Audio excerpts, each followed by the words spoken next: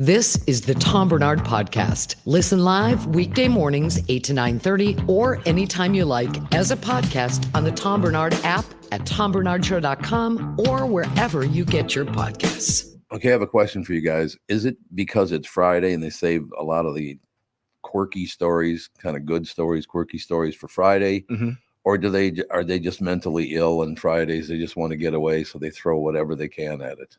I would assume that it's mostly the latter, where somebody's trying to get out early for the holiday or whatever weekend plans, and they're like, just throw whatever to the wind. Okay, well, here's an example. Travis Kelce is having fun being Taylor Swift's arm candy. You know what? I don't see how that's a bad job.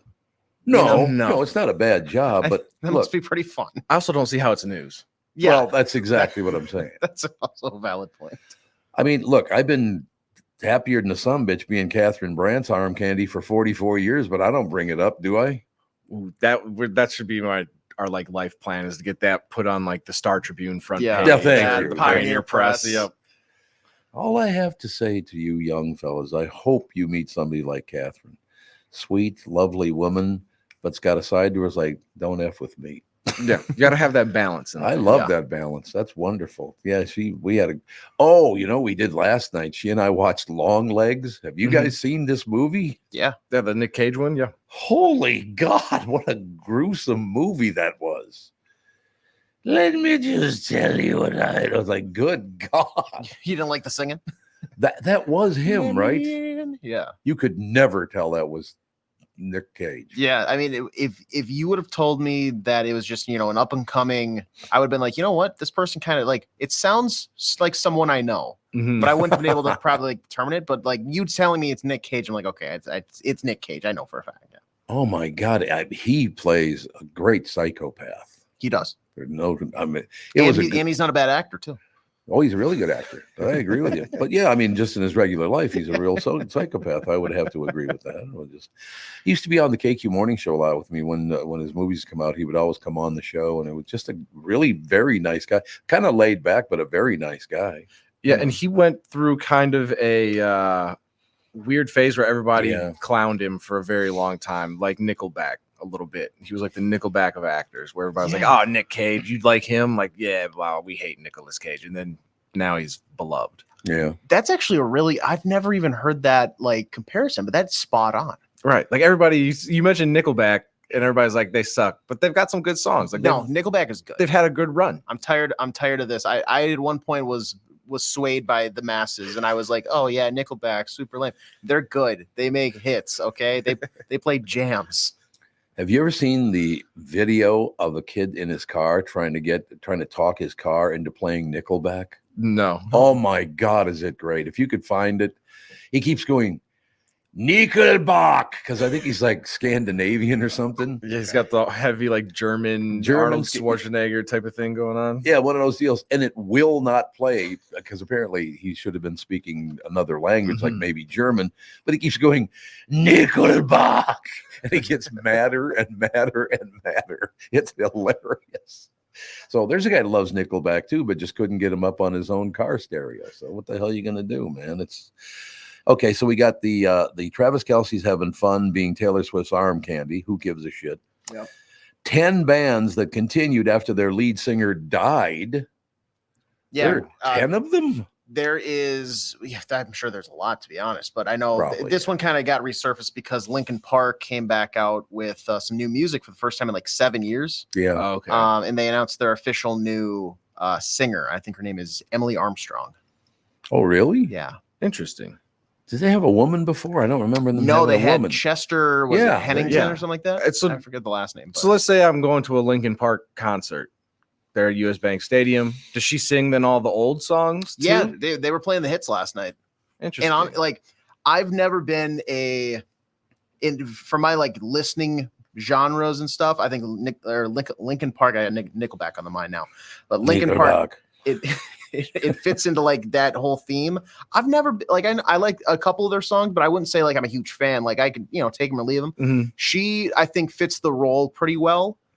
It doesn't like move the needle for me as much because it's still the same songs, but to fill the role that was left with after Chester's death, I mean, it sounds good. Nice, good for her. There you have it. I'll go through these 10 bands that lost their lead singer very, very quickly because it would take forever to cover all this stuff. Okay.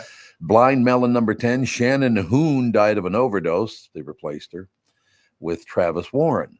Sublime, never even heard of Sublime. Oh yeah, Sublime. I don't practice it. Oh yeah, that's okay. Yeah, there you go. Singer Bradley Noel died in 1996. Let's see, they reformed as Sublime with Rome, with lead singer Rome Ramirez, then Thin Lizzy. Oh yeah, absolutely. Phil Lynott. I liked Phil Lynott quite a bit. He was very, very good singer and bass player for Thin Lizzy. In Excess, Michael Hutchins.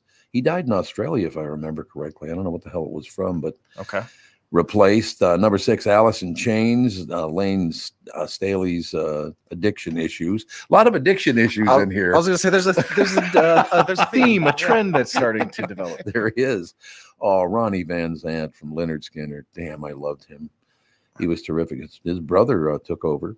The Doors' Jim Morrison, of course, he was found dead in Paris. And God, that's amazing. That was 54 years ago. Wow. Woo! Stone Temple Pilots, Scott Weiland, of course, died of an overdose yet again. Number 2, Queen Freddie Mercury died of complications from AIDS in 1991. And number 1, of course, AC/DC lost Bon Scott, who choked to death on his own vomit. And where did they find his body after he choked to death on his own vomit? In a tub or something? That's what I would have thought. I was going to say right outside the toilet or something. In the trunk of a car. Oh, so there's got to be more to this story. Yeah, like you didn't just choke. They really buried the lead there. Like they should have led with the trunk. They speculated what happened was he got so hammered and was being such an asshole that his band members put him in the trunk so he would just shut up, and then he choked on his own vomit and died. No. Is that story even out there anymore? I have no idea. Sorry, what was this guy's name? The AC/DC? Bon Scott, Bon. Bon Scott, very good singer. I loved it. Again, another great band, AC/DC, just fantastic band. But let's see. Let's go through the Minnesota morning shows where the guy died and they had to move on. What do you think? Yeah, well, they said that he died of acute alcohol poisoning and classified it as a death by misadventure. But they didn't say where they found him? No, but what is death by misadventure? Like he was just out exploring the world. I think maybe putting him in the trunk was the misadventure. Yeah, nobody wants to mention the trunk portion of it. How about a break though for Brian Johnson? That's a pretty cushy gig to waltz into. Somebody dies of a misadventure, and now you get to be the lead singer for one of the best rock bands of all time. No question. Another great guy too, though. I remember last time I talked to him, had him on the air, and he said, Tom, we're doing great. I said, why are you doing great? He goes, oh, I did it, Tom. I finally did it. I said, what did you do? I bought a Rolls Royce. I was like, oh, okay. Glad to hear it.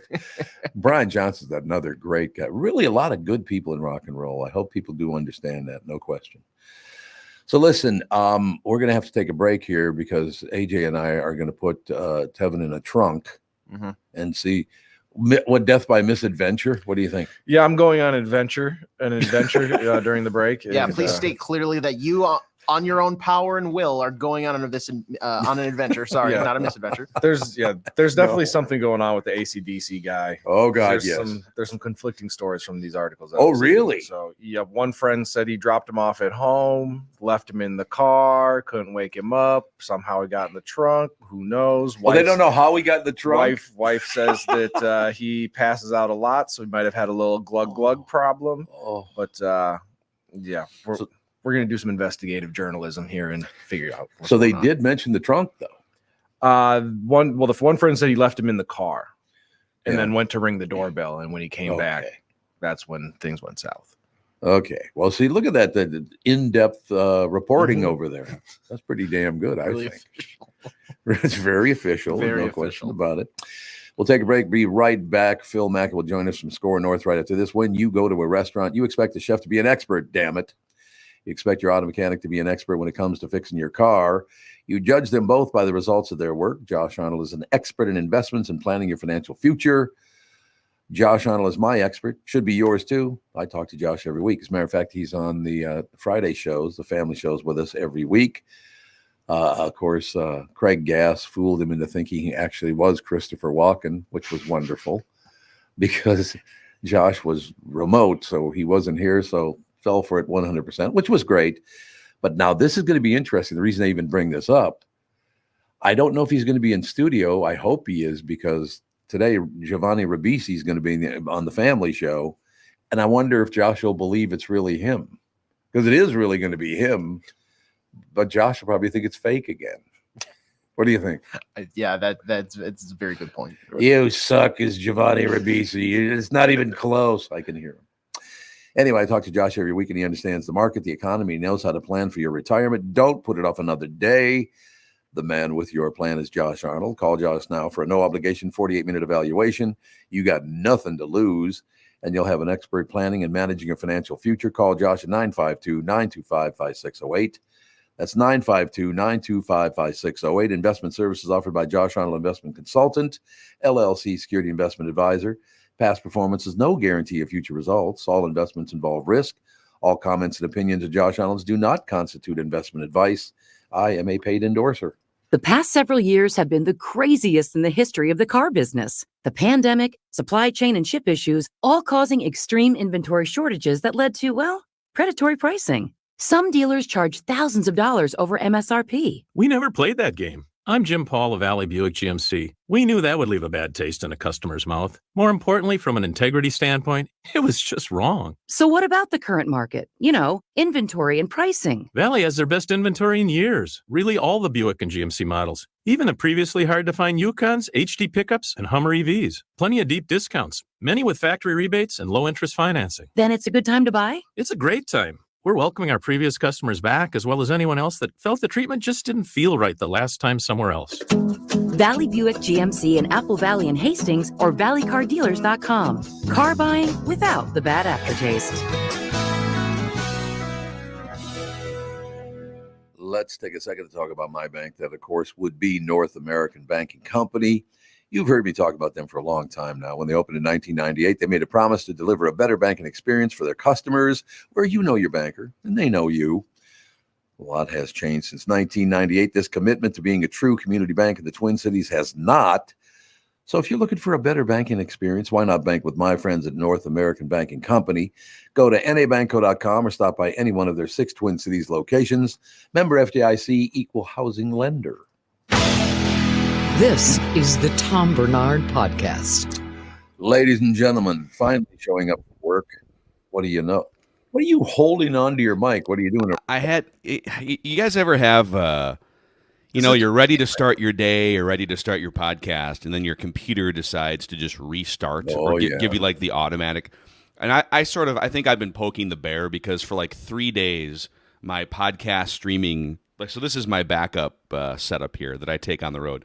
And for 3 days, my main computer setup kept popping up little warnings like restart in 10 minutes, or you can postpone it by 4 hours. So I've been postponing it by 4 hours the entire week. And it finally just told me, no, you don't get to control this anymore. So main computer is doing some updates right now. Backup computer is here and ready for some hot Vikings takes if you want them. There you have it. The hot Viking. Oh, so you're a fan all of a sudden. Yeah. Now you're on the bandwagon, huh? Okay. I stay on the bandwagon. We're just we're not driving as fast this year to the parade route that's going to be down Hennepin. No. Yeah, maybe not. But your Twins are now 4 games back, even though they won yesterday. The Twins, they wind up with a split with the Rays. And, as bad as the Twins have largely played over the last month, I think they're like 8 games under 500 or something over the last month. The teams below them in the wild card chase are just as bad, if not worse. So you think, wow, they're clinging to this playoff spot, and I think they've gained 2 games on the field, playing their worst stretch of the season. Carlos Correa was supposed to be back 3 weeks ago. It doesn't look like he's coming back in September. No. Byron Buxton, you guys probably talked about this earlier in the week, but he was going to go on a AAA rehab assignment. All right, he's going to get back feeling healthy. So he tweaks his hip on a swing, asks for time, and the 26-year-old AAA umpire, they like disputed the pitch clock, and Buxton's sitting there like, buddy, I just threw my hip out again. You're a 26-year-old minor league umpire. Give me a breather here for a second. He gets ejected from the game, and now he's not coming back. It sounds like this weekend against the Royals. So, but they're going to literally limp their way into a wild card spot in about 3 weeks. So we'll see what happens. About 3 weeks. So you think they'll limp in? So they're not going to last very long if they limp in, obviously. I mean, I am an unabashed Twins homer when it comes to the playoffs. So I say bring on the Yankees. I don't care who's in the field. If Royce Lewis can hit a couple of bombs, maybe they're not winning the World Series, but do I think they could? Baseball's weird. You just get into a series and, one pitcher gets hot, the other one gets rocked, and the series is different. So I do think they can win a playoff series, even shorthanded, and it would be fun if it was the Yankees. Well, that's as far as my homerism will go here. Who'd they beat again last year in the first round? I forgot. The Blue Jays. Blue Jays. Okay. So they just left. So we'll keep an eye on the whole thing. And it just, like I said, I'm a huge Twins fan, but the agony they've put me through for the past 35 years has been too much. It's just, they win 2 World Series, one in the 80s, one in the early 90s, the earliest of the ninth. Well, not the earliest, second earliest, I guess. Haven't won a thing in like 33 years. Well, there was that. You mean the Blue Jays series last year was a nice little celebration for 72 hours. Okay, first time they won a playoff series in 20 years. But yeah, you're largely correct. So you're not excited for the Viking season on Sunday? Well, I am, yes, but Kansas City, they're pretty damn good. They played half-heartedly last night and still won. That was if you could script an ending to the first game of the year, where we're literally like we're zooming in as far as we can on these ridiculous 8K cameras to see Isaiah Likely's toe just over the white line, and Patrick Mahomes trolling at his post-game press conference said maybe he should have been wearing white cleats. Because the black cleats contrasted with the white out of bounds line. Yep. But and then, of course, the tight end that caught the pass, but not really because he was out of bounds, Isaiah Likely, he was asked about the game and the play because the Ravens have been really good the last handful of years, but they can't get past the Chiefs because the Chiefs are a dynasty. Right. And he goes, again, the Ravens lose last night in Kansas City. Doesn't matter how it happened. You lost. You lost in the playoffs last year. And he goes, if that's the best they've got, then we're looking forward to seeing him in the playoffs because we've got him next time. It's like, okay, let's take it. Okay. My favorite is him and Lamar Jackson are like, we still think it was a catch. Like, we don't agree with you. We have it on camera, sir. Yeah. Like I get it. You're like, oh, I thought he was in, whatever.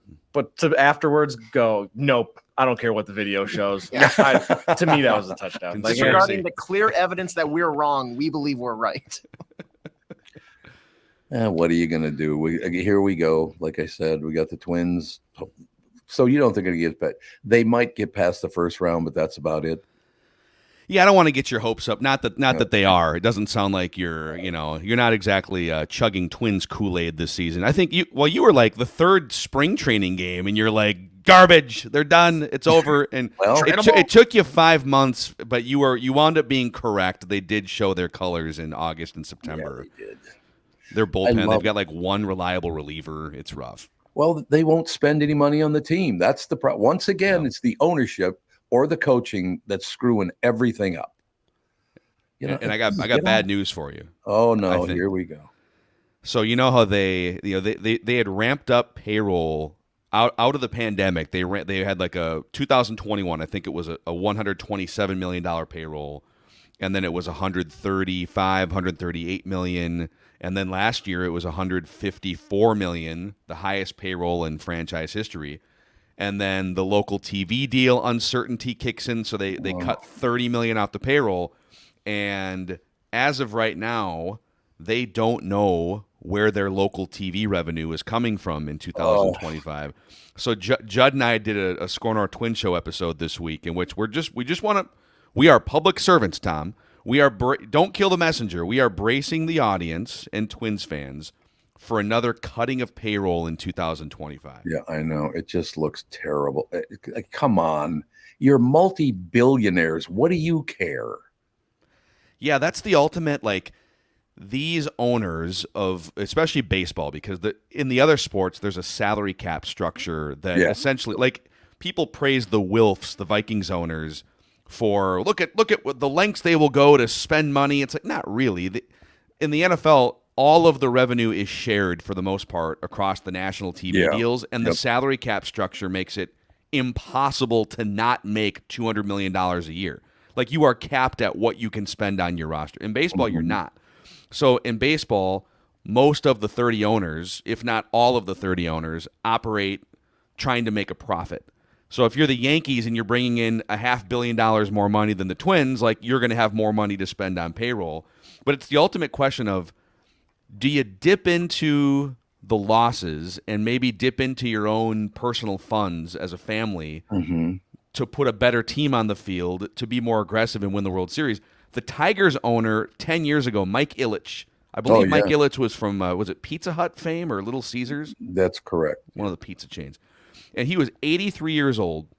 The Tigers had competitive teams, and he went on the record and said, I'm willing to take like a $50 million loss on this team because I want them to win a World Series. I want to see it before I die. I'm 83 years old.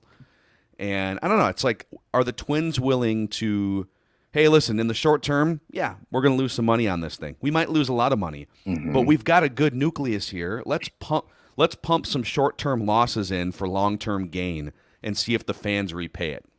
Well, let me put it this way. From my end of things, I grew up watching the Minnesota Twins on usually Channel 9, had them on. You could sit down in front of your TV and watch the games for free every night. It now costs me about $1,000 a year to watch the Twins. Costs me another $1,000 a year to watch the Vikings. Yeah. Because the Vikings are now going to be on DirecTV a lot too, are they not? That's what I've been told anyway. They there's the whatchamacallit, the Sunday ticket package that costs hundreds of dollars or whatever, and then if you have and then your local, I guess you can watch the Vikings in the Twin Cities on just free TV, right? Because Fox and CBS. But if you're traveling around or you've got a winter home or whatever, yes, it costs a lot of money. I mean, it's so I have to pay a lot. I didn't have to used to pay anything. Now I got to pay $1,000, and you're cutting the payroll. Well, and think about this, like, even worse for the Twins. Yeah. If you have certain platforms, and remember, up until like August 1st, for half the season, if you had Comcast, you couldn't watch. So you're paying all this money for Comcast. You don't get Bally Sports North. Right. And there was a period there where, I mean, and I don't, by the way, I'm a YouTube TV guy. We cut the cord about 5 years ago. So, and YouTube TV originally had a deal with Bally Sports North, Fox Sports North. Right. They dropped it like 3 years ago. So I pay for a separate Fubo TV subscription just to watch the Twins. And I'm literally holding a $100 bill in my hand saying, Twins or baseball, I'll pay for your product. Here's $100 for the season or whatever it costs. Mm-hmm. Just allow me access to watch your product. And there isn't a way to do that for the Twins in 2024. It's just unbelievable how bad that whole thing is. I watch them on DirecTV. That's the only place I could get them. And again, it's $100 a month to do that. Yeah. And then there are other little bonus things you can throw in there.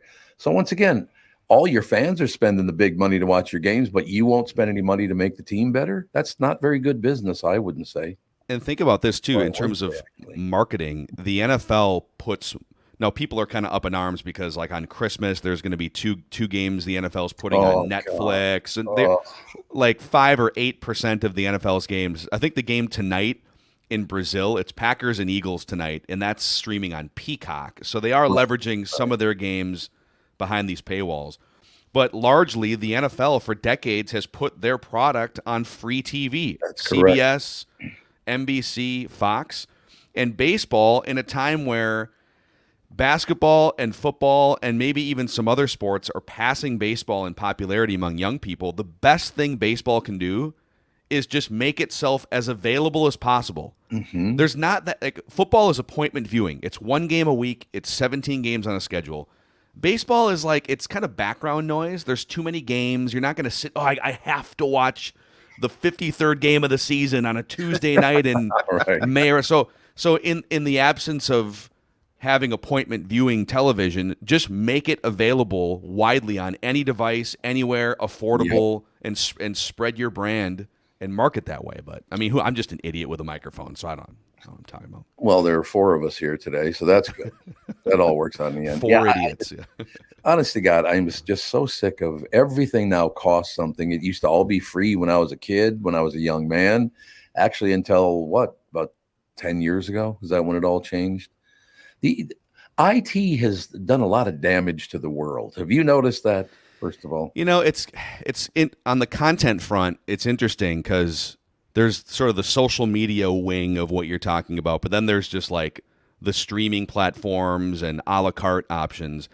On one hand, we now have way more options for consumption than we ever had. I mean, think about 50 years ago, 60 years ago, you had, you know, a 25-inch Zenith box TV with like 6 channels on it.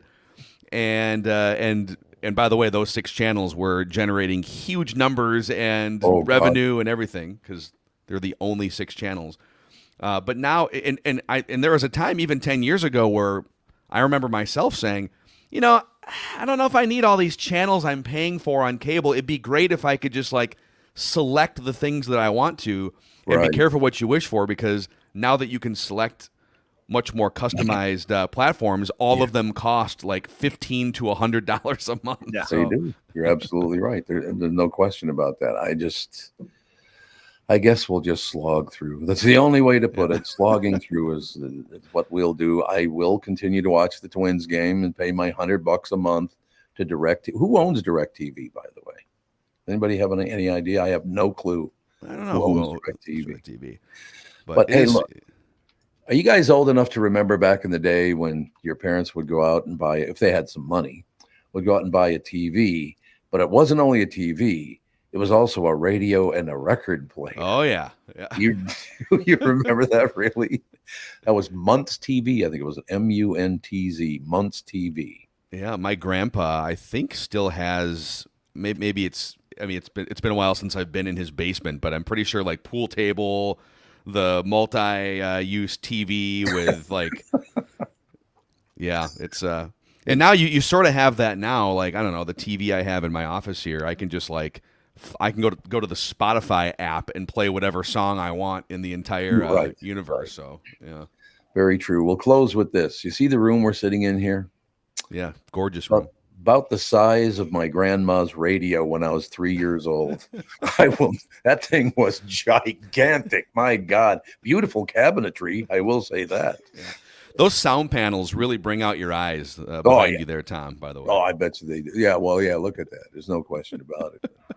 All right, Pally, we'll talk to you on Monday. All right, we will recap a very exciting Vikings win in New York on Monday with you guys. Can you give us an official prediction? Ooh, I like it. Sure, I'll give you. I haven't even done this for. I'm going to say Vikings win. Vikings kick a lot of field goals.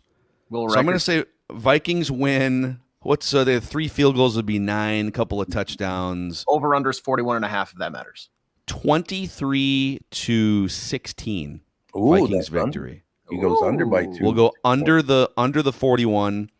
Vikings cover the 1. I think they're 1-point favorite. All right. Sounds good to me, pal. And if not, I was hacked. Computer problems. I like it. You're on your backup after all. Yeah. Exactly. I'll see you guys Monday. Thanks a lot. Phil Mackey, SKOR North, ladies and gentlemen. Take a break. Be right back. Chris Egger join us right after this. Beer, food, Vikings, and real-life jousting. The only place you can find all these things together would be the 2024 Minnesota Renaissance Festival, happening weekends now through September 29th, plus Labor Day and September 27th, located at the Renaissance Festival Fairgrounds in Shakopee. It's fun for the entire family as you venture around the grounds, finding amazing food and drinks, tons of different street acts, live music, and full armored jousting. There's always something exciting going on. You like to live on the edge? Then try your hand at axe throwing, shooting a crossbow, climbing a rock wall, or test your wits in an escape room. It's also perfect for kids of all ages, featuring a petting zoo, various rides and games, along with arts and crafts events. Plus, With over 250 artisans and shops around the festival, you may just find something that scratches your medieval itch. Visit RenaissanceFest.com now for discount tickets, parking passes, and all other information. The 2024 Minnesota Renaissance Festival. Visit RenaissanceFest.com today.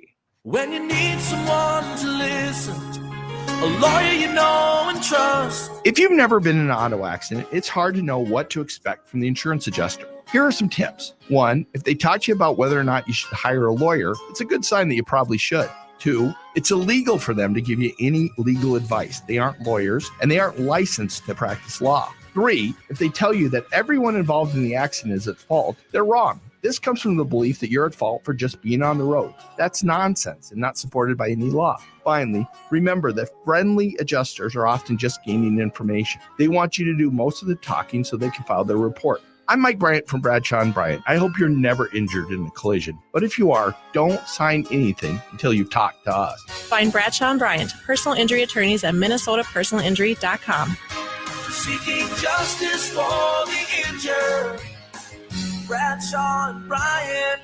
Mike Lindell and MyPillow employees want to thank our listeners for all your continued support. When Mike started MyPillow, it was just a problem solution, one product company. Well, since then, they have now got hundreds of products, some you may not even know about. For example, the brand new 4-pack dish towel set's just $25. 6-pack towel set's just $25. Bed sheets for as low as, you got it, $25. Check out their overstock and closeout sale and save up to 80% off select items. Looking for a good night's sleep? Take advantage of the classic collection on a variety of MyPillows for as low as $9.88. These amazing offers won't last long, so order now. Just go to MyPillow.com or call 800-516-5146 and use promo code TOM. You're listening to the Tom Barnard Podcast. Chris Eggert, Channel 5's Chris Eggert, brought to you by Mr. Money Talk Josh Arnold. Call Josh today for your free 48-minute evaluation, 952-925-5608. I saved this next to it. What are you doing? I'm snapping for Chris. It looks like you have a black turtleneck on. Looks like no, it's a blue little sweater. jazz. Oh, okay. Kind of Oh, you blend do in with click? the background there. Yeah. Yeah, it does look weird. I agree. Slam poetry on a Friday night tonight. Doesn't look weird. You look, very Hey, you cool cats. cool cats. Chris Eggy E on the mic tonight. What were you saying, Tommy? I saved this for you because Uh-oh. I got a text message during our last conversation about how the Twins management and ownership aren't doing the job they should do, and they need to get off their ass and spend some money. I got a text message that said, Tom, you only think that way about management because of the horseshit management you worked for at your last job. projecting your shitty management onto somebody else. Somebody else. That's exactly. They're claiming. I'm not all that familiar with the inner workings of the Twins organization, but I don't think you're alone in your. I've heard plenty of others with plenty of things to say about how, they've chosen to run things over there. But Well, how about the horseshit management at the other place? What do you got to say about that? Yeah, I've never worked over there, so I can't say. You've been a guest, though. Yeah, but I didn't get paid, so that means I didn't work there. I still love the fact you walked in, took off your leg, and propped it up in the corner. It's like, oh, okay. It hurts, man. You got to take it off every once in a while. It sucks. I suppose. Yeah, I suppose. Yeah, you do. That's why us legless folks wear shorts all the time, so you can take the stupid things off, because that way you've got access to them. I actually have a news story that I want to ask you about because it makes me very, very sad. I understand why it's necessary, but it makes me really sad. Kids are heading back to school, which means our social media feeds are getting flooded with back to school pictures. Some of the tips from security experts on how to keep your kids safe while posting. The number one thing you should never do is post your child's face. How sad is that? You can't even, be proud of your kids, putting them up online, all the rest of it. According to experts, if you're going to post pictures of your kids, put an emoji over their face or any other identifying info, like if their school's name or logo is on their uniform, blur that out too. So you can't see my kid's face. You can't know where they go to school. People are such pigs now. Jesus, that makes me very sad. Yeah. And it's more common with celebrities where you'll see them post and they always have the emoji over the kid's face. Well, Alex won't let her kids when they come in and she won't let them on camera. So I understand these people are dangerous as hell. I mean, you let every hunyuck in here from every shithole country in the world. What do you think's going to happen? That's funny you bring that up. Megan Newquist, who I do the news with, she's sort of, ever since their kids were little, they kind of just decided that they weren't going to share their kids on social media or have them on TV or anything. And I guess I never really even thought about it. But we used my son in a TV commercial on Channel 5 a number of years ago. He wanted to do. So they were okay with it. I don't know though. I don't feel like, I don't know. None of my friends are hiding their kids' identity, because when I opened up Facebook the other day on the first day of school, that's all it was. And I'll be honest, like that's probably 90% of the reason I even look at Facebook. Like I like seeing the first day of school picture, and I like seeing how the kids have grown up over the years. And I don't know, I guess there are a lot of creeps out there, but to me, has a lot to do with if you're a public figure or I suppose. Yeah. But I guess there's enough creeps out there no matter what. Anyway, who knows? I don't know. That is sad though. There were 2 more this morning on the national news, 2 more cases of illegal immigrants having sex with 10 and 12-year-olds. I mean, not that we don't have our own scumbags living in this country, but we don't need to bring in more, do we? Yeah, there's plenty of scumbags. There's no doubt about that. But yeah, because I was gonna say, well, there wasn't there the former teacher of the year in Brooklyn Park that was grooming like a 14-year-old. Yep. Well, and then there was another case of a guy who we just had this morning. I think it's one of our main stories on our website. A teacher who was already in jail for inappropriately. I don't know exactly what happened with them, but like a whole bunch of more cases came forward against the guy. He was already in jail, thankfully. I will never get the teacher kid thing. No, I don't get that either. It sucks. But I mean, it's like they just can't help themselves. They're in a school and there's kids everywhere, and so bad. We're never going to understand what the hell that is. Yeah. In some cases, apparently, they talk about the fact that the perpetrator was the victim earlier in their life. And I don't know if that carries over or not, but that's one of the arguments they make. Yeah, I'm sure that happens in some of the cases, but probably not all of them. And the guy I think you're talking about, Chris, was Aaron Hermstead. Yeah. What's his name? He has 12 white dude, like red-haired. Yep, 12 victims, all under the age of 13 from 2013 to 2021. But he's in prison. How's he still alive? Yeah, usually those guys don't last too long. And that's a great point. That is a great point. Man, I don't want to go to prison. You ever visited anybody in prison? Yeah, I've done stories in there before. It's every time I'm in there, I'm very convinced I do not want to go back. Or, that's yes, exactly. The food doesn't look that good either. I got to be honest with you. No, I nothing about it looks good, and particularly not the showers. Yes, I would. The fact that you don't get to shower in your own cage would upset me greatly. You guys stay out there. I'll stay. Maybe I've seen too many prison movies and prison shows, but oh man, I'm not looking for that. I was going to ask you, do you like that new Megan Newquist commercial that's running on Channel 5? Which one is it? For her, she and her husband love it. Yeah, I like their part, but I think it's weird that she and I are like sitting together. It's kind of, we're like reminiscing. Yeah. It seems a little weird to me because and it's a well done promo. I had somebody come up to the fair and ask me where my wife was. Like he thought that was us. There you go. Well, and then she says at one point, she looks at the picture, goes, "I've never really cared for Chris." Why'd they put that in? I mean, that could very well be. I'm an acquired taste. That could very well be. I get along well with her. I probably anchored with 20 different people over the years. But like her for the last 10 years straight, and she's really good at what she does. She works hard. That's always my hang up. But you don't work hard. With people is that you don't work hard, and that can sometimes create a certain imbalance in the relationship where you feel like the person you're sitting next to isn't doing as. What are you looking at? What's that look on your face, Tevin? Because I was just gonna say, who's the most imbalanced co-host that you've had to work with? I definitely am not going to say that, but I will say that in my cases, when I've been doing this over the years, the people that you don't necessarily jive with are people that you don't respect at the same level. For me, it's because they don't put as much into it or work hard. And I may not seem like I'm working hard anymore. And really, honestly, I'm phoning it in 90% of the time, but I still feel like I have a pretty, when I'm out there, I'm there to do a job and, blah, blah, blah, blah, blah. Tom, you know what I'm saying, right? I know exactly what you're saying.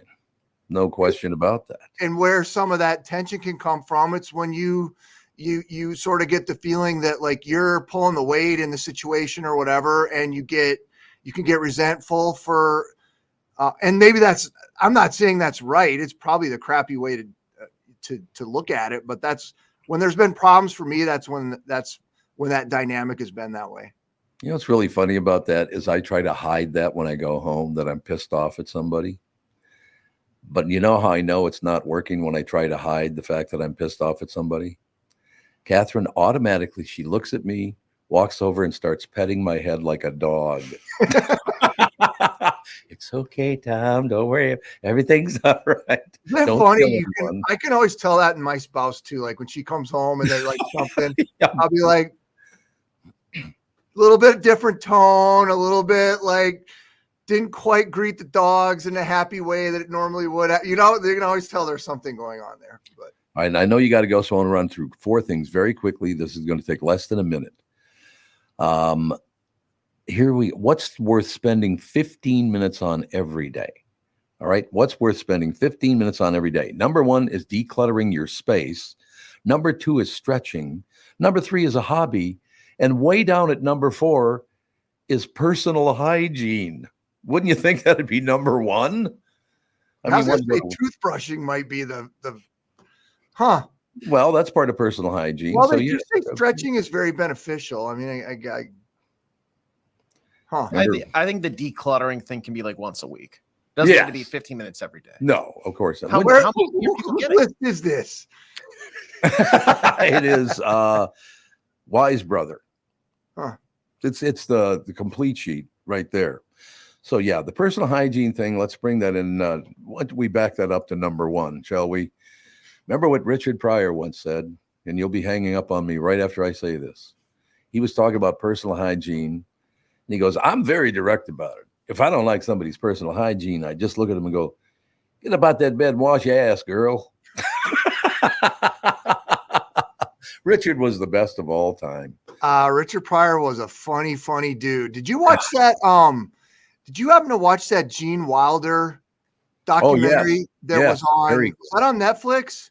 I think so. Yeah, it was very good. I was very intrigued about the whole part between him and Pryor, and that they were worked so well together and made these like really great movies, but yet sort of outside of the movie set, it wasn't that they weren't necessarily friends. They just gelled so well when they were on the set together. I don't know. That was fascinating to me.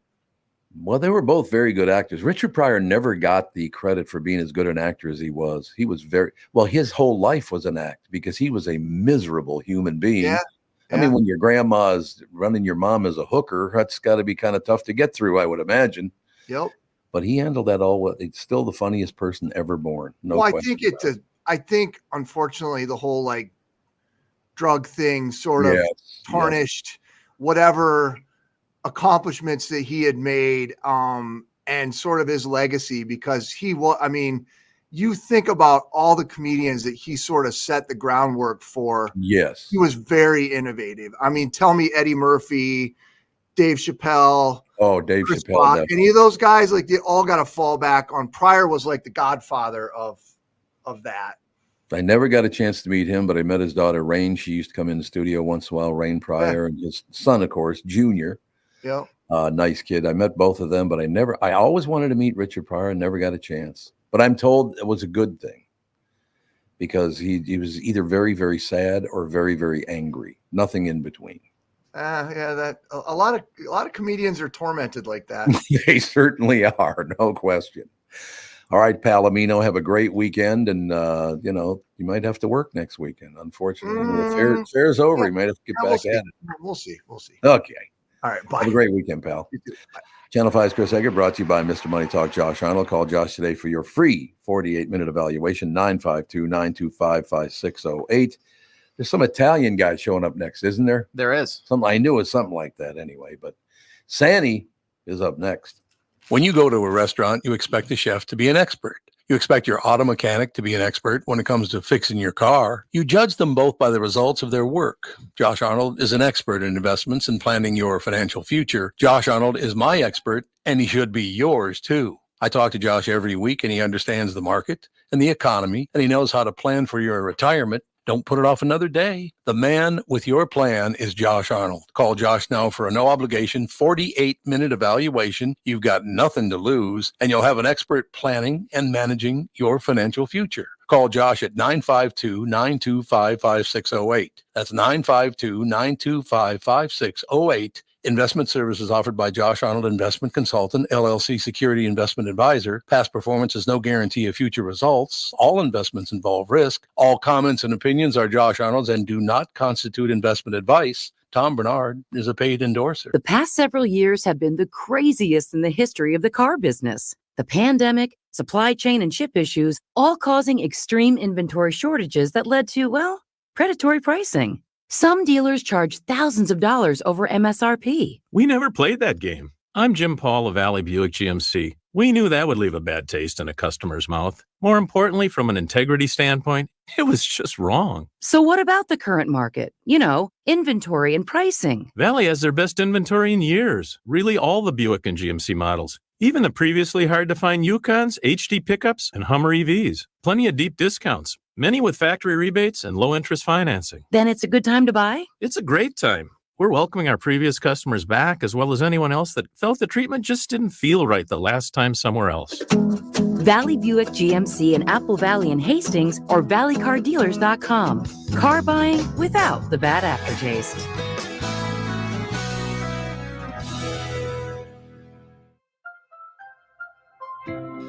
I'm here talking with my friends Michael Bilski and Brad Huckle of North American Banking Company. Guys, it seems like banking has changed quite a bit since you first opened your doors in 1998. Yes and no. In 98, we didn't have online and mobile banking like we do today. Many banking processes have also changed. One thing that hasn't changed is we still provide a true community bank experience right here in the Twin Cities. Our team takes the time to get to know our customers and their goals. This creates a relationship that is unique in banking today and one our customers appreciate. It's why we like to say we provide a better banking experience. You're absolutely right, Brad. I've been a customer for a long time. The service your team provides is phenomenal. Thanks, Tommy. So why not bank with my banker, North American Banking Company, a better banking experience, member FDIC, equal housing lender. You're listening to the Tom Barnard Podcast. All right, ladies and gentlemen, we are back. I was like, no Tom, no Bob. What is going on? There he is, the beautiful, the talented, beautiful Bob Sansevere. Yeah. How you doing, Bob? Yeah, I'm a looker. Oh, come on, Bob. Don't sell yourself short. Your wife thinks you're cute. Yeah, well, maybe at one point. There was that time when she had me way up high on like a pedestal, like in Brazil, they got the outstretched arms of Jesus, that high of a pedestal. Yeah. Now it's a freaking, crevice. You're just along for the ride. Yeah. You can't even see me. You got to watch it all drop in the hole. So where did Tom get another? Is a baby born? No baby scares. He's down handling some business down at the end of the hallway. Okay. Well, we all have business at the end of the hallway. Yeah. Well, speaking of business, NFL kicked off last night. Bob, what did you think about that season opener? I thought, frankly, it was a fun game to watch. Mhm. And if Lamar Jackson was more accurate, they would have won the game. By that, to overthrow or throw behind Zay Flowers. Yeah.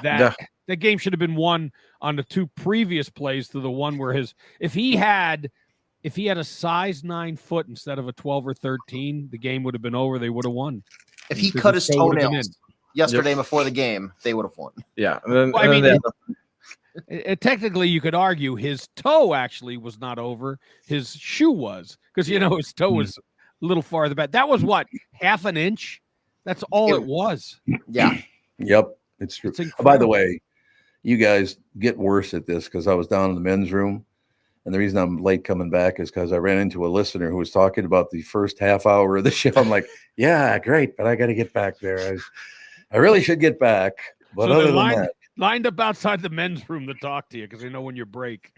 Well, the guy was about 6'9", so I wasn't going to tell him to F off. I'll tell you that fellow was big, man. But he likes the show, so that's good news. That's great Oh, news. Sandy, for what's on your shirt then? It's a good shirt. What is I don't that? know. It's got a lot of horse stuff. It says rodeo. It's got horses. It's got dates. Got a little there bit of you everything. go. So it's colorful. Yes, it's very vibrant. Do you have a picture of your lovely wife on the back? No. Why not? I'll have to work on that. I say this a lot, but when my wife and Bob's wife get together, it's never good for Bob and me. That's all I have to say. Yeah, I love the part about where she pats you on the head. She does. She's like, you're okay. Don't worry about it. Nice puppy. Like, okay. Thanks, honey. So the Vikings, the Twins, is anybody going to win this weekend? Well, the Twins, I mean, they could put Kansas City, put a little distance between them. Mhm. And over the next 2 weeks, they get 7 games with 3 with KC and then the 4 with the Guardians.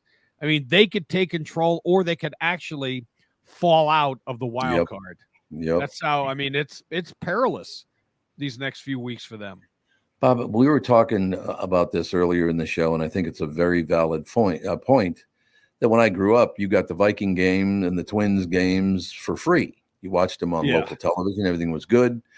I now spend, we finally figured out, I spend about $3,000 a year watching the Twins and the Vikings and whatever I want to watch because nothing is on free TV anymore. Well, Most of that, though, is the Twins you're paying for, right?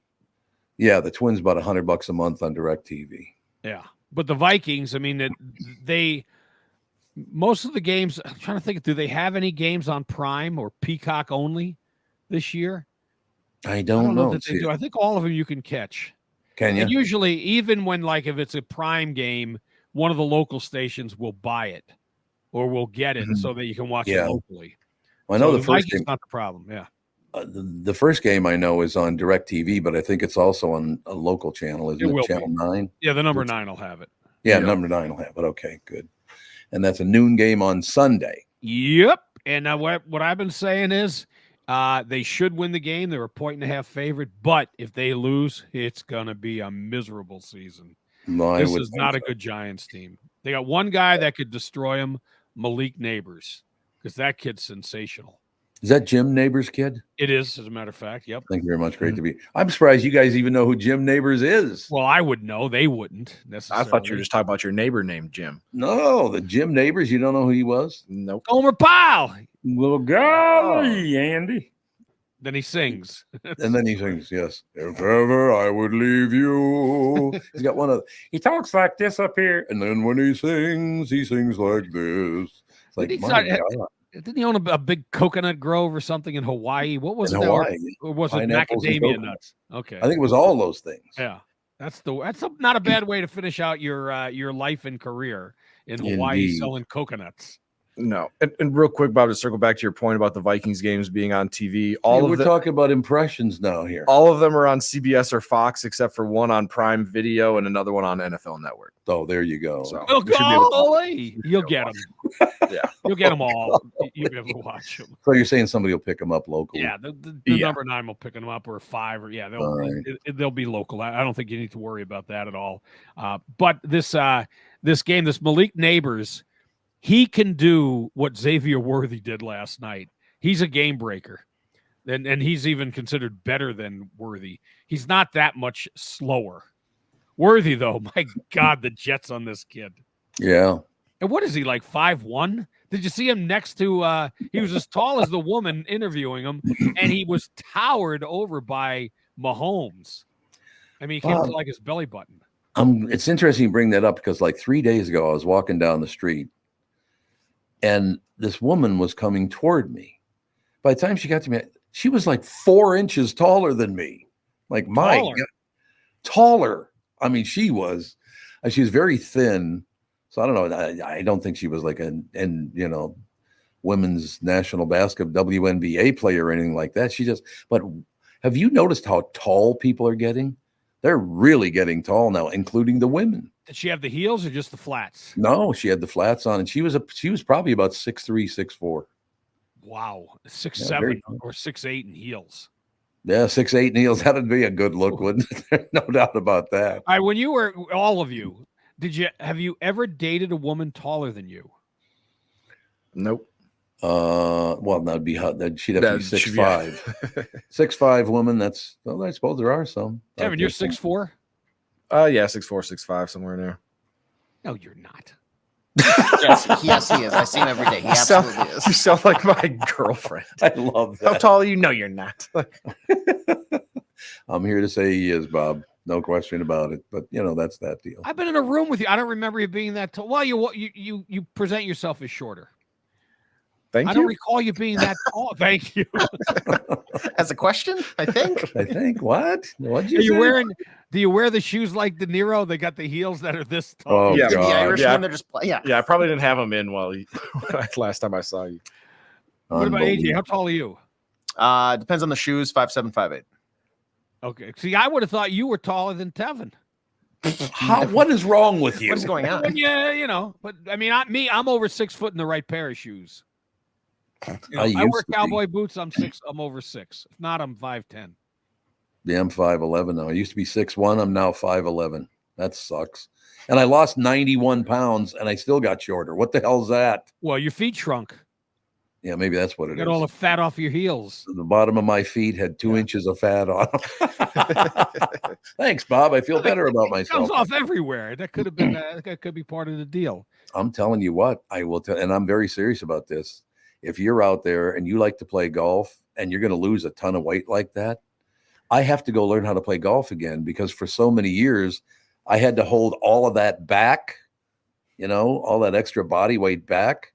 I do that now. I hit the ball about 3 feet, for Christ. I'm going to have to literally learn how to swing a golf club again, because I'm a totally different person. So when you swung before, for lack of a better way of putting it, did your titties get in the way? No, I never had the big titties. I just had the big. I mean, women have talked about that they have to adjust. Oh, yes, absolutely. Yeah, they're big old giants get in the way. That's true. No question. You've slimmed down, and your chest must be less than it was. Would you go from 315 to I now weigh 224? Woo. What about your what's your chest now? Are you under 50? I haven't measured all that stuff. I'm gonna wait until I get down to 214. And I actually might get, what's that? What's your target? 214? 214, yeah. But I might get under 200. I haven't been under 200 since I think I was born. I think I was born at like 101. I'm not sure. But it's good. Hey, you got stuff, Livia. I don't say stuff works if it doesn't work. I'm not doing that for any advertiser or whatever. It's got to work, or I'm not going to do it. It's amazing. There's no question about that. To lose, I lost 41 pounds in about, I don't even think it was, well, let's see. I suppose it was about 4 or 5 months, something like that. That's pretty damn good. Almost averaging 8 pounds a month. Yeah. For me, because I lost 45 or close to 50 pounds. And I'll tell you what, there's nothing like a bout of diabetes to kick you into gear. Diabetes? You don't have diabetes. I was diagnosed with it. It's in the pre-diabetes diabetes range now. But when I did it, I had a blood test after it was off the charts. A week later, it dropped like 120 points. But it was still enough to be a wake up and say, you got to cut out those Culver's milkshakes every day. Oh, they're good though, man. Culver's does a good milkshake. Yes, they do. Best way to spend 15 minutes in your day, Bob? I was reading the list. Of course, decluttering your space was number 1. Personal hygiene was all the way down to number 4. But What you're talking about is number 7. Best way to spend 15 minutes a day. Good unrushed bowel movement. That's on the list. I'm not kidding. People all in their life, all they want is to be able to sit down and have a nice unrushed bowel movement. It's very important. Nothing like it. And some people. I have a friend of mine. He wound up marrying her. His girlfriend, then wife. Every Friday, once a week, she would poop. I don't know how a body works like that, but there are people that don't do it regular. I guess you're right. You're absolutely right. And all right, Sandy, have a great weekend, pal. Everything okay? You got Vikings winning, Twins winning this weekend? I'm not, you know what? I'm just not sold on the Vikings winning because what happens when you expect them to do something? What do? They do the opposite. That's true. We all expect them to win. So I'm not convinced because I think this Malik Nabers can just destroy them. They have a bad secondary, but he is good. Justin Jefferson should be able to do that as well. Mm-hmm. To the Giants. So it could be a high scoring game. I'm looking forward to it. And I'm kind of looking forward to seeing in the game tonight in Brazil, just to see if there's any issues when you bring the military in. How stupid and desperate is the NFL to go to Brazil and be global when you're putting your players at risk and they're told don't leave the hotel? Oh yeah, absolutely. A lot of people in Brazil now are very anti-American. And by the way, the brain power of the NFL, they picked the 2 teams with green in their uniform. Neither can wear green because the opposing team of where their stadium is, it's the hated rival that's green. So they're not allowed to wear green in the uniform or in the stadium.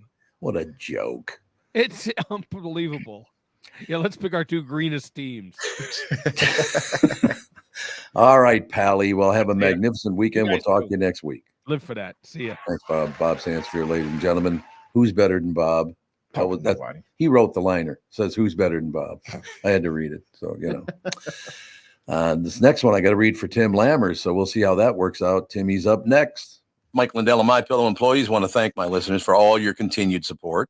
To thank you, they're having an overstock clearance and new product sale right now for the best prices ever. When you use promo code TOM, you get free shipping on your entire order. You get 50% off the MyPillow 2.0. Also get 50% off the brand new flannel sheets that just arrived and won't last long. 6-pack towel sets for only $29.98. And take advantage of the free shipping on larger items such as mattresses and mattress toppers. 100% made in the USA, on sale for as low as $99.99. Everything is on sale, from the brand new kitchen towels that have the same technology as the bath towels that actually absorb dog beds, blankets, couch pillows, and so much more. To get the best specials ever, go to mypillow.com or call 800-516-5146. Use promo code TOM, and you can get free shipping on your entire order. So call 800-516-5146. Go to mypillow.com and use promo code TOM. Is that text you're sending so important that you missed your turn? Is that text you're sending so important that you ran the red light? Is that text you're sending so important you didn't see the ball coming onto the road or the child that followed? Hi, I'm Mike Bryant from Bradshaw & Bryant. When you take your eyes off the road for even 4 seconds, your vehicle travels 100 yards. That's the entire length of a football field.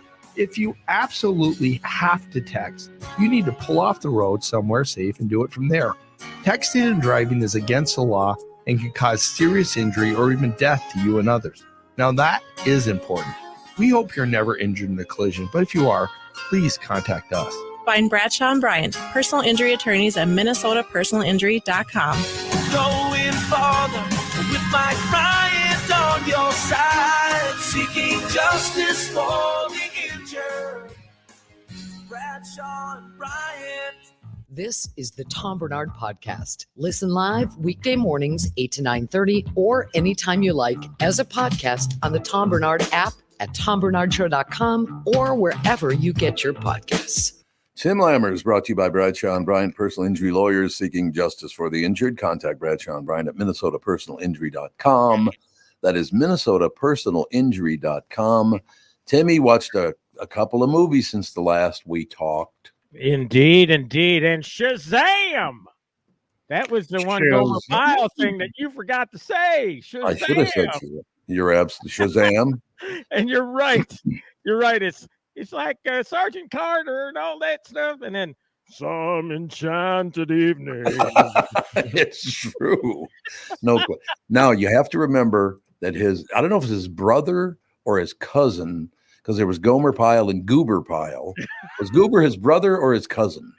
I can't remember, man. I don't know. And it's really sad because, we're in the age, Tom, and I heard you talking with Bob about this. Mm-hmm. You said, well, I'm surprised Tevin and AJ reacted to Jim Nabers or something. And it's like, I'm surprised you know who this guy is. Because the time is coming, folks. Who's Brando? God, yeah. Oh, absolutely. And that is going to be I'm sure it happens now. I mean, in my business, you better know who the hell Brando is. But I mean, the man on the street or the woman on the street, it's like when they say who's Brando, it's going to be a sad day in my life. That's for sure. There were two kids. Well, they weren't kids. They were, I guess, early 20s. One of them walked up to me and said, "Oh, man, I used to listen to your show in the queue all the time and blah, blah, blah, blah, blah." And he turns to his friend. He goes, "Have you ever heard him do his impression?" He goes, "No. What do you?"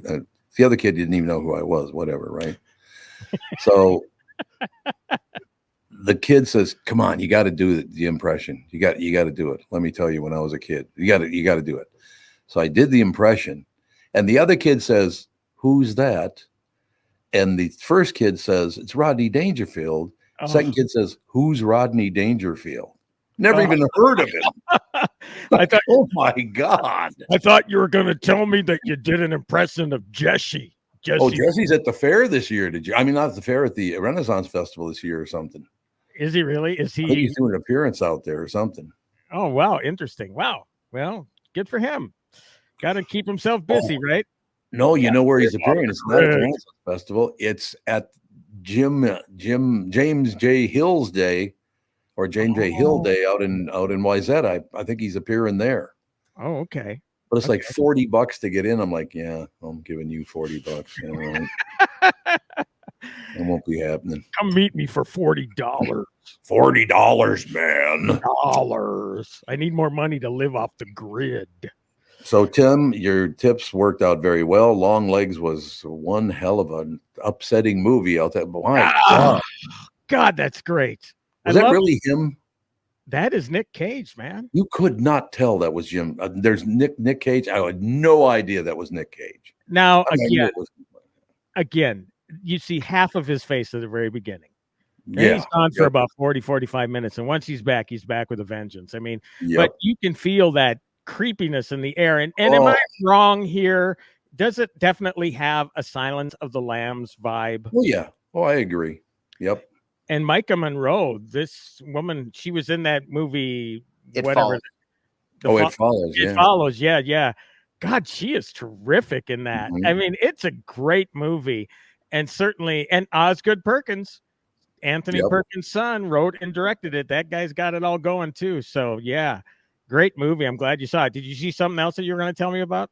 Yeah. What was the other thing you would recommend that we see? That was really good too. Oh, A Strange Darling. No, I haven't seen that. He's going to be on the family show today, by the way. Giovanni Ribisi is going to be on the family show today. Yes. Oh, great. I'm so glad that you got that worked out. That is so terrific. Well, it took a lot of work from the other people moving around because Giovanni and my schedules don't exactly line up. Yeah, I know. And they tried to jam you into a junket day. And, honestly, you wouldn't have wanted that sort of situation anyway, because there are people that are on the horn with them on Zoom or whatever, and they're 2 minutes, 1 minute, 30 seconds, rap. You don't want that. You don't want that. So anyway, what you do want in your life, and I have to admit, Beetlejuice isn't, I should say, one of my favorite Tim Burton films. I mean, it certainly has this huge following. I think it's a great film. I just don't, you know what? I wasn't begging for the sequel the way other people were begging for the sequel. Mm-hmm. But, you watch it again and it's like, it's different than anything you'll definitely see today. And certainly the sequel, Beetlejuice Beetlejuice, is different than anything you'll see today. And for that reason alone, Go see this movie. It moves the story forward in a sensible sort of way, but it has the callbacks and all that stuff. All the things that you loved about the original are there, but it's a new generation, right? It's Astrid Dietz, played by Jenna Ortega, the daughter of Lydia, played by Winona Ryder in the original. She's involved now. Catherine O'Hara is back as Lydia's stepmom. They come back to Winter River, Connecticut. The family patriarch has died, so they're there for his funeral. They need to clear out the old family house, and up in the attic is that model town of Winter River. And living in the netherworld, you do not want to say Beetlejuice's name 3 times, but inevitably somebody does. He's back. He wants, he's haunting Lydia. Astrid has supernatural issues of her own, and Beetlejuice's ex-wife, vengeful ex-wife, I won't tell you how she died, but it was kind of gnarly and funny at the same time because it's twisted fun, right? She's back with a vengeance, and she wants Beetlejuice's ass. And so, whoa, she's vengeful, man. She wants to settle some scores. So yeah, I mean, I love this movie. I probably like it even more than the original, just because, again, I didn't hold it up there as high as others did. I mean, I have my own favorite Tim Burton movies, but this one definitely. One thing that's bothered me about different reviews and stuff. Well, he's back to form. He's back. I don't think he ever went anywhere. I think he's been a great director. And yes, I mean, I've interviewed him several times and I've written about him extensively and all that sort of stuff. But he's not a one-trick pony. He's all over the place with his different sorts of films. And I think what people wanted with this crazy zany stuff with Michael Keaton, who is brilliant as Beetlejuice. I mean, people love that, and I can see why. I think it's going to kick ass this weekend, put it that way. So 8.5 out of 10 on the Lamma-meter. Ooh. Wow. Yeah. I want to see it again. I'm sure that there's more in it than I've seen. It's one of those movies you want to see more than once. Just like Deadpool and Wolverine. You didn't see that yet, though, did you? I finally caught that again last weekend because my wife and my oldest daughter wanted to see it, and they didn't see it yet. So my youngest son and I went with them to it. And it's just one of those things you got to see it more than once because it's so damn entertaining. You're bound to miss things. And that's basically the same thing going on with Beetlejuice. So, yeah, well worth the wait. 36 years since that original film. God, really? And they finally got it put together. The creators for Wednesday wrote the script for Beetlejuice for Tim Burton. I interviewed those guys, Forbes, Tim Lammers. Google that, and you'll get the first of a couple of 3 pieces I got from them on there. But yeah, it's a lot of fun. So go see it. Quickly, I must mention, Tommy, you have Peacock, right? Mm-hmm. Fight Night, the $1 Million Heist. Ooh. is on Peacock. It's a mini series. Check out this lineup: Don Cheadle, Samuel L. Jackson, Taraji P. Henson, Terrence Howard, Kevin Hart exec produces and stars in it. And it's about this brazen criminal heist that took place on the night of Muhammad Ali and Jerry Quarry's fight in Atlanta in 1970. Yeah. And talk about fascinating history. Craig Brewer, who directed Dolomite Is My Name and Hustle and Flow, he nails the tone of the 70s. He gets 70s in Atlanta. It just, it's like being in a time warp. I interviewed the guy that played Muhammad Ali. His name is Dexter Darden. This kid is terrific as Muhammad Ali. There have been hits and misses with him playing Muhammad. That's a tough guy to play, right? Oh God, yes, absolutely. Yeah, so he is a stellar performer and really only a supporting player in this. But it takes place at the time, and again, talking about people not knowing who people are and remembering time periods and all that sort of stuff. This fight with Quarry and Muhammad Ali took place 3 years after he was stripped of his world heavyweight title and he was excommunicated from professional boxing because he refused the draft. Mm-hmm. So this recreates that time in Muhammad Ali's life where, you know, we're talking about one of the most popular guys on the planet before that, turned into one of the most hated people in America, certainly. So they captured that strife in that time where he was hated by, still loved by some, but hated by a lot of people. So you get a side of Muhammad Ali that you really don't see that often portrayed in movies or anything, and maybe documentaries. But yeah, check it out, Tom. I just know because you were a fan of The Greatest that you're going to like this movie. A TV show. It's a miniseries on Peacock. Oh, it's a miniseries, okay. Because what was his great quote when he turned down the draft? Remember his great quote? No. I ain't got nothing against no Viet Cong. That's what he said on national television.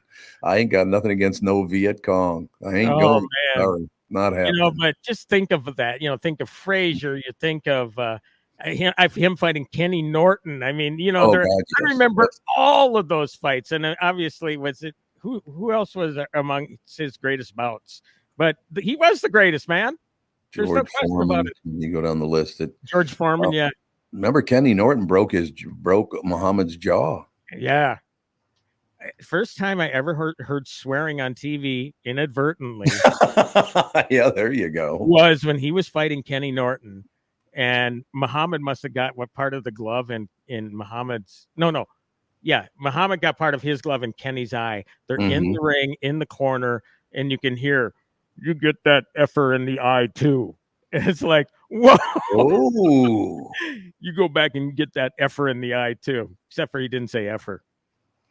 But yeah, I mean, you know, boxing, remember, Tom, when boxing was actually a deal? Oh, God, yes. Yep. It was all about the greatest. It was all about the rope-a-dope. It was indeed. Muhammad Ali taking on Joe Frazier. I saw it at the Met Center out there in Bloomington. God, that was fun, man. Like 18,000 people in the seats watching it or whatever it was. I don't know. I suppose it could only have been about 12,000 because they had to block off one end. But that wasn't the down goes Frazier. That wasn't that match, though. It might have been. Really? I know he lost to Frazier in that fight. I do remember him losing because I was very upset that he lost. Yeah. Wow. Well, you know what? Step back into the time warp. See Fight Night, the $1 million heist. Again, the heist is set up because all the big shots are in town, the big criminals, all the people are loaded. Kevin Hart's character hosts this after party, and what he doesn't realize is it's a setup for some criminals to come in and boost a lot of money and jewelry. Oh, God. Infamous heist in Atlanta in 1970 that was, you know, it took place. The whole idea was everybody's in town for this thing. Let's get them all in one place and let's rob them. That was the whole setup. And Kevin Hart's character, unfortunately, is blamed for all of it. So I'm not going to tell you the predicament he gets in, but yeah, it's an entertaining series. That's for sure. We'll give it a roll, sir. Well, thank you very much. We'll talk to you next week. Indeed, we will. Have a great weekend, everybody. You too. Timmy Lammers, brought to you by Bradshaw and Bryan, personal injury lawyers seeking justice for the injured. Contact Bradshaw and Bryan at MinnesotaPersonalInjury.com. That's MinnesotaPersonalInjury.com. We'll be right back. Kristen Burt joins us next. The past several years have been the craziest in the history of the car business. The pandemic, supply chain, and chip issues, all causing extreme inventory shortages that led to, well, predatory pricing. Some dealers charge thousands of dollars over MSRP. We never played that game. I'm Jim Paul of Valley Buick GMC. We knew that would leave a bad taste in a customer's mouth. More importantly, from an integrity standpoint, it was just wrong. So what about the current market? You know, inventory and pricing. Valley has their best inventory in years. Really all the Buick and GMC models. Even the previously hard-to-find Yukons, HD pickups, and Hummer EVs. Plenty of deep discounts. Many with factory rebates and low-interest financing. Then it's a good time to buy? It's a great time. We're welcoming our previous customers back, as well as anyone else that felt the treatment just didn't feel right the last time somewhere else. Valley Buick GMC in Apple Valley and Hastings or valleycardealers.com. Car buying without the bad aftertaste.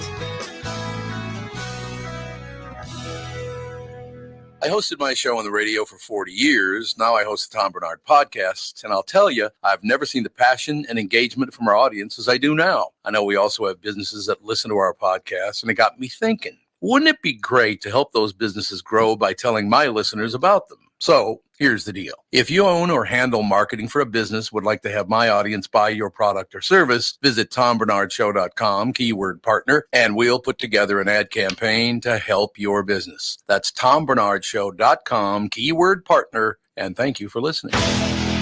This is the Tom Barnard Podcast. No, I disagree with you guys. I don't think we need a psychiatrist on every time that Kristen's on. But oh, wait a minute. She's on now. Hey, you got to tell us when we're coming back from break. Sorry, guys. That's my bad. Kristen Bird, ladies and gentlemen. Kristen Bird Entertainment News brought to you by North American Banking Company. Go to nabankco.com to learn more. Member FDIC, equal housing lender. That was a great show yesterday. Jesse the Shrink he's a hell of a guest. He leaned right into my question. I appreciated that. And, the psychology of like why people aren't going to the movies and things like that. It was great. If you get a chance, you got to listen to the family show yesterday because he stayed the entire hour with Mike Gelfand. So you had a therapist and the guy who needs a therapist the most in America. So it was really a good show, How fun. Gelfand was working it. I'll tell you that. He was great. He did a terrific job. So saw Long Legs last night. That's one of the creepiest things I've ever seen in my entire life. But other than that, you're doing well. Oh my God, he's creepy in that show. Woo. He's awfully good, isn't he? He sure is. Nicolas Cage, there is no way I would You know. love Nicolas Cage. Like if there's a Nicolas Cage movie or anything to be found, Tom is there for sure. It's one of the reasons for that, I suppose, is back in the day on the Q that he used to just call into the show whenever he had time off. He'd just call in. Anybody that's that big a star that has enough time to promote his own stuff and know where to. I just thought that was very, very important, very special. Have you get him on now? I've not had him on this show yet. No, I don't. Does he do as much stuff? He doesn't do a ton of press, but you never know. I mean, where you've had a long-term working relationship, Yeah, that's true. You might be able to do it. Well, it's going to be interesting today on the family show. We've got Giovanni Ribisi is going to be on, so I think he's wonderful as well. Oh, I have questions. I bet he doesn't want to answer. Well, if you want to pop back on, you can talk religion. You can talk all that good stuff. Nope. I'm going to leave him alone. I'm going to leave him in peace. He's got some interesting beliefs. There's no question about that. No, we're going to let him talk about his project. That's what he's there to. Good plan. To do. Works. Yes. So what's the latest with you? Oh, well, Uh-oh. I know. I was like, it's jobs. And I think, when we talk about just the economy in general, the specific numbers that came out of Hollywood in terms of jobs were not great. We're hemorrhaging jobs each quarter. Movie and TV, 4,200 jobs were lost in the last quarter. Ooh. Publishing, 3,700. Broadcast, 1,200. That's 1 quarter of the year. And I'm interested to see what happens when we look at 2024 as a whole, because we have really seen the strikes and the contraction of the industry, the downsizing of all the studios. They're all going to be merging at a certain point. We're just at the tip of the iceberg on this. The next 5 years, everyone's just going to be one big media company. And what does that mean for Los Angeles? What does that mean for the entertainment industry? A lot of people have realized you no longer need to live in Los Angeles anymore. You can live in Atlanta. You can live in New York City. Too many other states are offering major tax concessions. And in fact, California has some of the worst tax concessions in comparison to Europe, Atlanta, New Jersey just did a huge one. And the Hollywood studios are responding to that, and they are building studios in other locations. So I don't think in 10 years that Hollywood is going to be the center of the entertainment industry anymore. God, that'd be amazing to see Hollywood go away. Man. Yeah. And it won't 100% go away, because you're going to see, you're going to see Universal Studios will still exist, and Warner Brothers will still exist, and Disney and Sony. You will still see those physical structures there. But at a certain point, they will probably be maybe 3 companies all in one instead of just one separate entity. They can't sustain this model anymore. And we're going to see massive changes in streaming. We're already seeing the decline of content. There are less jobs. There are less shows. Studios are not buying content from writers at this point too. Ooh. So we've really kind of reached a critical point for people who, a lot of whom are now just pivoting and getting completely out of the industry because it is too difficult to have a career in Los Angeles. It's really too bad because content is really good now. But this is all content that was in the pipeline. I know. From, it's amazing because Hollywood was one of the first industries to really figure out, like, how do we work during a pandemic? And we churned out content, not knowing when this pandemic was going to end. So what we're seeing is content that's been coming down the pipeline over the last couple of years. We're already seeing, at least on the entertainment reporter side, we're already seeing that slowdown of content. You guys will start feeling it as we move forward. The fall season's smaller, and each year it's going to get smaller. Are there any early indications on kind of how the industry will change moving forward because there's always going to be an appetite for more and more content. So is there somebody in Hollywood that maybe is already starting to work on the future for how maybe we either consume content is going to change or just what we're doing for entertainment changes? A couple trends that we're seeing. First of all, YouTube is the #1 channel. Bottom line, that is where people are spending most of their time. And you're going to see all of the studios kind of pivot toward at least having some type of shows, content, whatever on YouTube. More and more people are turning to their phones. They're not owning TVs. Maybe they watch it on their tablet or laptop, but it is a small device that people are watching. So a lot of vertical shorts is what you're hearing. Like, we're seeing a lot of casting for vertical shorts. So that means probably like 10, 15-minute episodes instead of, you sit in front of your TV, you watch 45 minutes of a show. It's going to be smaller and smaller sound bites, which goes back to yesterday's discussion of, we can't do a 2.5-hour theater show anymore. We're just doing 90 minutes without an intermission because people don't have the attention span anymore. There's a British actor right now that's got a show called The Bee, and they're 10-minute episodes. I think there are 9 10-minute episodes. What's his name again? Rowan.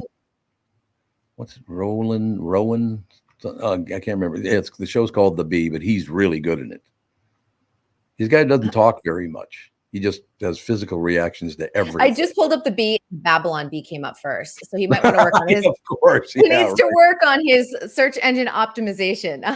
Yeah, he really does. But I do want to say that vertical shorts are kind of like the next wave.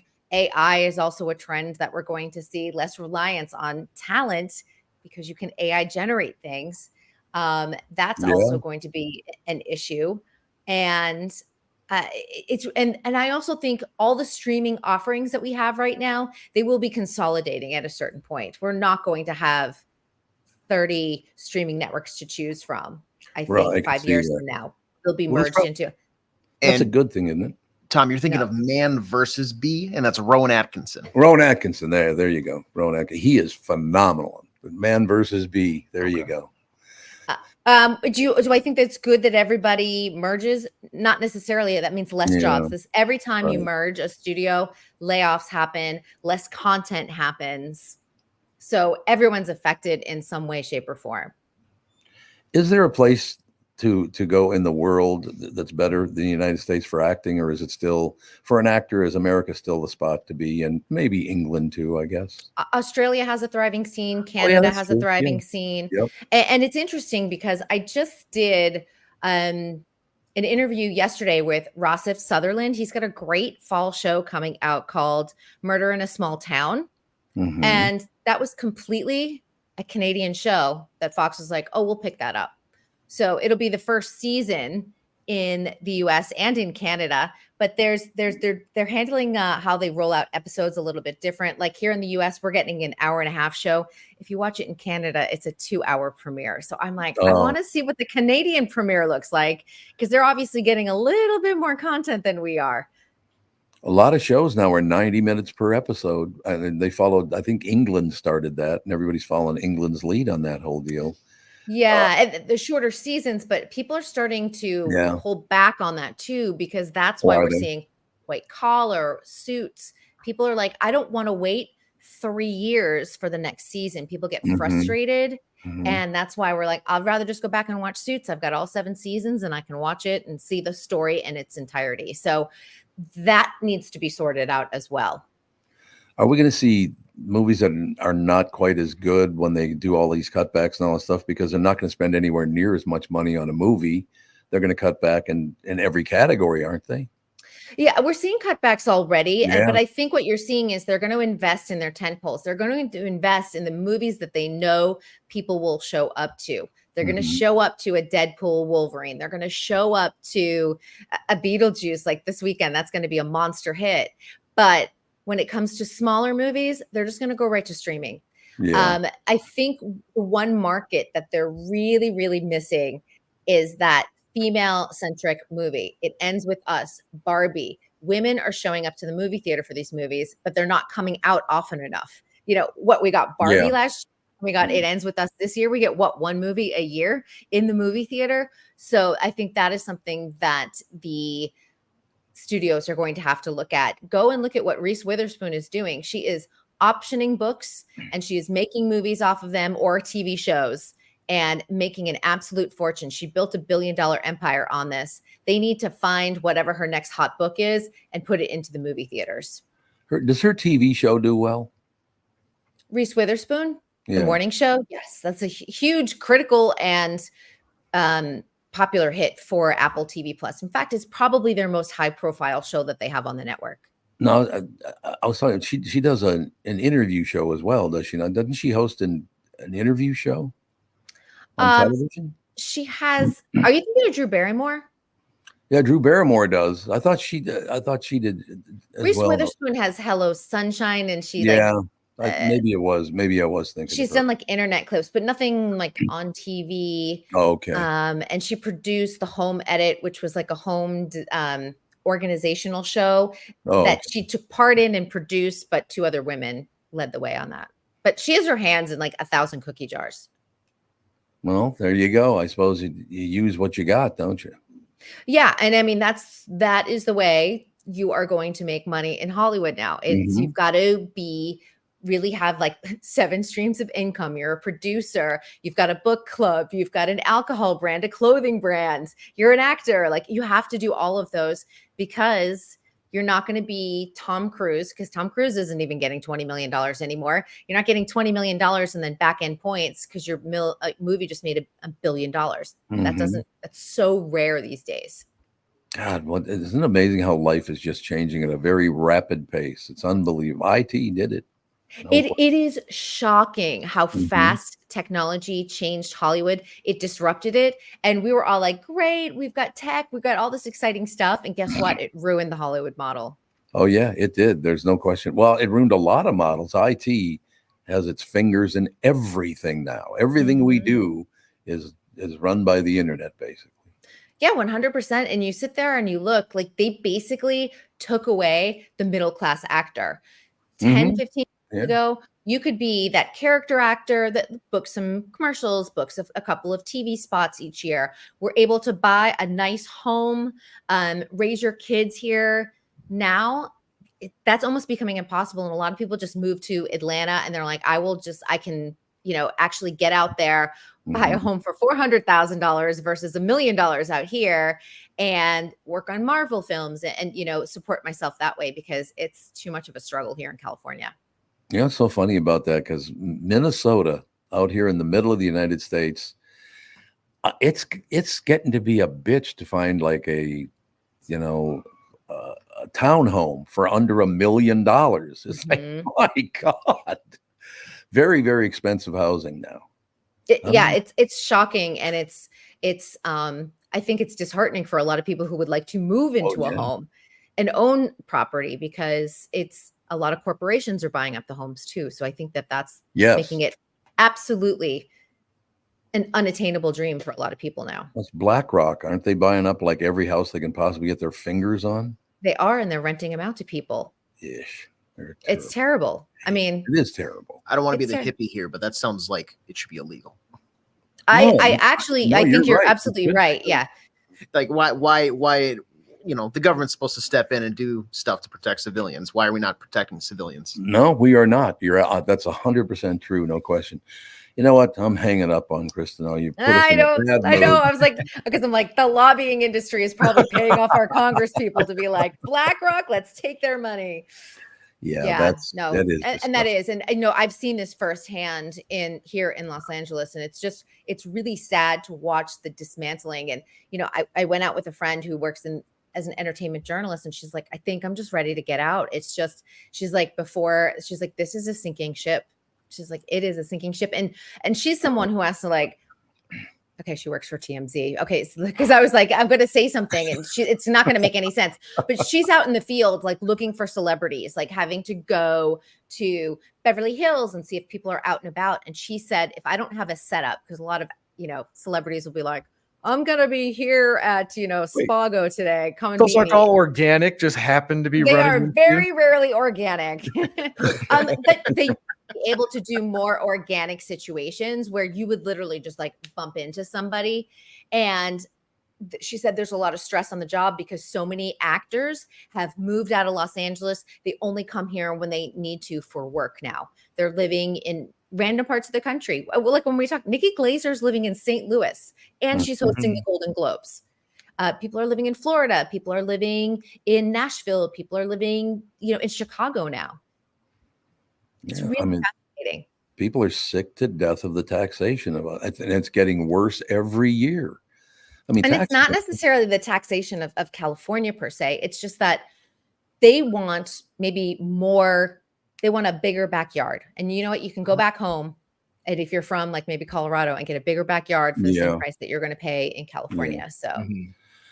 All right, sister. Well, what are you going to do this weekend? Oh, first of all, we're going to melt because it is going to be 105 this weekend. Whoa. Yeah, we're in the middle of a heat wave. I'm going to an outdoor Italian party, and they've already sent us notes like, we have outdoor misters. We've got fans. Please come, because I think they're afraid everyone's going to cancel. So we are going to go and go to a fun outdoor Aperol spritz party and then enjoy a lot of air conditioning and I have a cat. Oh my gosh. I have a cat, Linus, who never makes an appearance on the show. He likes to be outside. He's my jungle kitty. And I have to like set an alarm because I'm like, okay, it's going to be too hot. The heat advisory. And I have to like peel him off the balcony and like drag him inside into the AC because he loves the temperature. There you have it, ladies and gentlemen. Well, don't melt. I will do my best. If I'm in a puddle on Monday, you'll know exactly what happened over the weekend. I'm in a puddle right now. No, I'm not. All right, we'll see you next week. Thank you. Have a great weekend. You too. Kristen Bird Entertainment News brought to you by North American Banking Company. Go to nabanco.com to learn more. Member FDIC, equal housing lender. I love Kristen. I know I say that a lot, but I do. It's true. We'll be back. That's going to do it for this show. 9 minutes away, the family show. Giovanna Ribisi will be our special guest, 10 o'clock. Thanks.